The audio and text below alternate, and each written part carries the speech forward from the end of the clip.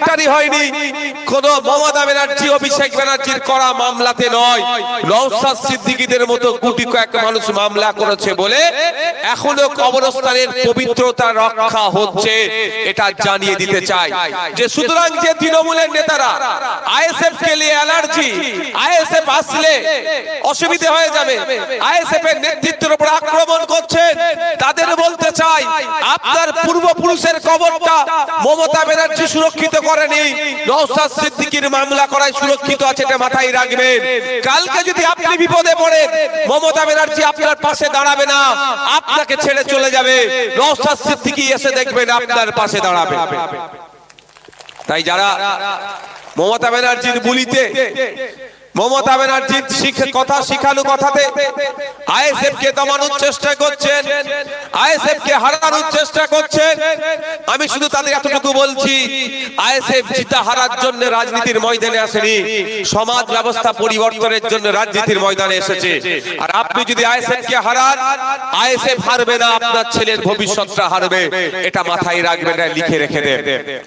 কারণ এই মুর্শিদাবাদের মাটি, মালদার মাটি, দিনাজপুরের মাটি, উত্তর 24 পরগনার মাটি, দক্ষিণ 24 পরগনার মাটি, বাঁকুড়ার মাটি, একটু খোঁজ নিয়ে দেখুন আপনাদের বাচ্চাগুলো যে স্কুলে পড়ে, আপনাদের শিশুগুলো যে স্কুলে পড়ে, সেই স্কুলে টিচার পর্যাপ্ত পরিমাণে নাই, সেই স্কুলে পর্যাপ্ত পরিমাণে টিচার নাই।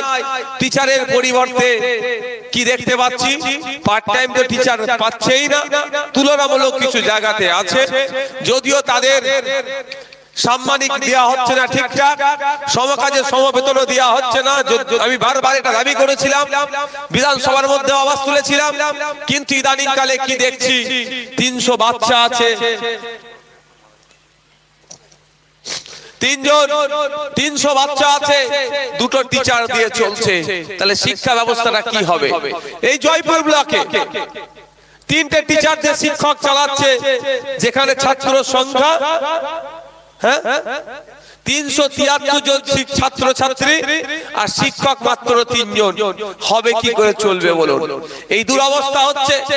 যারা ভাবছেন আইএসএফ কে হারাবো, তাদের বলি আমরা হারা জিতার জন্য আসিনি, আপনার আমাকে হারানোর টার্গেটে আপনার ছেলের ভবিষ্যৎটা কিন্তু হারিয়ে যাচ্ছে। কারণ আপনার ছেলে স্কুলে যাচ্ছে, পর্যাপ্ত পরিমাণে গুণগত মানের শিক্ষা সেখানে পাচ্ছে না, কম্পিটিশনে দাঁড়াতে পারবে না, আগামী দিনে ধ্বংস দিকে এগিয়ে যাচ্ছে।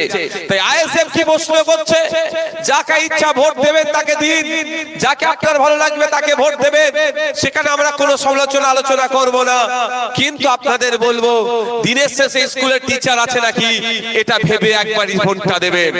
এই আপনাদের জয়পুরে 100% মাইনরিটি, যেখানে স্কুলে ছাত্র ছাত্রী আছে প্রায় 100% না হলেও 80% এভাব, আর 20% দলিত আদিবাসী সমাজের ছেলেরা আছে, সেই স্কুলগুলোতে পর্যাপ্ত পরিমাণে শিক্ষক না দেওয়ার কারণটা হচ্ছে দলিতের ছেলেরা শিক্ষিত হয়ে যায়, আদিবাসীর ছেলেরা শিক্ষিত হয়ে যায়, মুসলমানের ছেলেরা শিক্ষিত হয়ে যায়। এরা সব সময় চায় দলিতের ছেলে, আদিবাসীর ছেলে, পিছড়ে বর্গের হিন্দুর ছেলে, মুসলমানের ছেলে যত অশিক্ষিত থাকবে, রাজনৈতিক কারবারিদের রাজনীতি করাটা তত সহজ হবে, সুবিধা হবে। আর আমরা ঠিক তার উল্টো বলি, রাজনীতি পরে হবে, আগে স্কুলে টিচার দাও। কে দলিতের ছেলে, কে আদিবাসীর ছেলে, কে হিন্দুর ছেলে, কে মুসলমানের ছেলে আমার দেখার প্রয়োজন নাই। ওই শিশুগুলোর অধিকার, তাকে পর্যাপ্ত পরিমাণে শিক্ষা দিতে হবে, তার ব্যবস্থা সরকারকে করতে হবে। এই প্রশ্ন বিজেপি তুলবে না, কারণ বিজেপি ভালো করে জানে যদি শিক্ষিত হয়ে যায় ধর্মের নামে, তাহলে কাকে দিয়ে লড়াই করাবো, এটা কোনোদিন বিজেপি চাইবে না। আর তৃণমূল চাইবে না ছেলেগুলো শিক্ষিত হয়ে যায়। যদি শিক্ষিত হয়ে যায়, বুথ দখলটা করবে কে, বুথ ভোটের দিনে মারামারি করবে কে, বোমটা মারবে কে, হিংসাটা ছড়াবে কে, যদি সবাই শিক্ষিত হয়ে যায়। তাই প্ল্যানিং করে বিজেপি তৃণমূল শিক্ষার দাবি করবে না, শিক্ষা ব্যবস্থা নিয়ে আওয়াজ তুলবে না। আওয়াজটা তুলতে হয় আমাদেরকে। যারা বলে যে আমরা নাকি আসলে অন্যজনের ক্ষতি হয়ে যাবে। আমরা আসলে অন্যজনের ক্ষতি হবে না। আপনার বাড়ির ছেলেটা সুবিধা হবে, আপনার বাড়ির ছেলেটা স্কুলে যাবে, পর্যাপ্ত পরিমাণে শিক্ষক পাবে, স্কুলে ডাস্টার ফিরে আসবে, স্কুলের টেবিল চেয়ার ফিরে আসবে, স্কুলের শিক্ষার পরিকাঠামো ফিরে আসবে। সেই জন্য বারবার আপনাদের বলছি, এই ধর্মী এই রাজনৈতিক কারবারিরা ধর্মের ভিত্তিতে আপনাকে আমাকে ভাগ করে রেখে এরা রাজনৈতিক স্বার্থ চরিতার্থের চেষ্টা করছে। আজকে এখানে বিষ্ণুপুরের মানুষেরা যারা উপস্থিত আছেন, বাড়ি ফিরে যাবেন, বাড়ি ফিরে গিয়ে আপনার বাড়ির বাচ্চাগুলোকে ডাকবেন, শিশুগুলোকে ডাকবেন, দলিতের ছেলে, আদিবাসীর ছেলে, মুসলমানের ছেলে, আমি কোনো এখানে বিতর্কে জড়াবো না। শুধু এতটুকুই বলবো, বাড়ি ফিরে গিয়ে আপনার শিশুটার হাতে পেনটা, খাতাটা, অঙ্কের বইটা তুলে দেবেন। ক্লাস 3-4 এর বাচ্চাটার হাতে অঙ্কের বইটা তুলে দিয়ে খাতা দিয়ে বলবেন, অঙ্কটা কর, অনুশীলন 1-এর অঙ্কটা করতে বলবেন।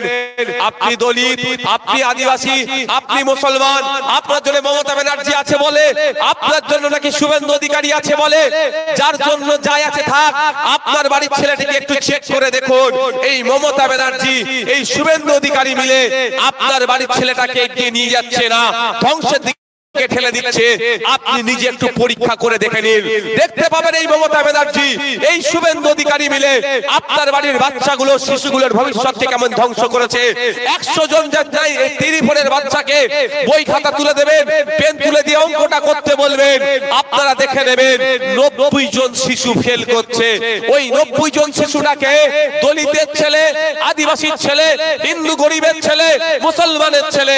তাহলে ক্ষতিগ্রস্ত মমতা ব্যানার্জি দায়িত্ব নিয়ে এই গরিব হিন্দু, দলিত, আদিবাসী, মুসলমানদের ছেলেটাকে ধ্বংস করছে। আর শুভেন্দু অধিকারী হিন্দু হিন্দু ভাই ভাই স্লোগান তুললেও একবারের জন্য বলছে না 2012 থেকে 2025 এই 24 এই সময়কালে পশ্চিম বাংলায় 25,000 প্রাইমারি স্কুল কেন বন্ধ হলো, ওই স্কুলগুলোকে চালু করতে হবে, এ কথা একবারের জন্য বলছে না।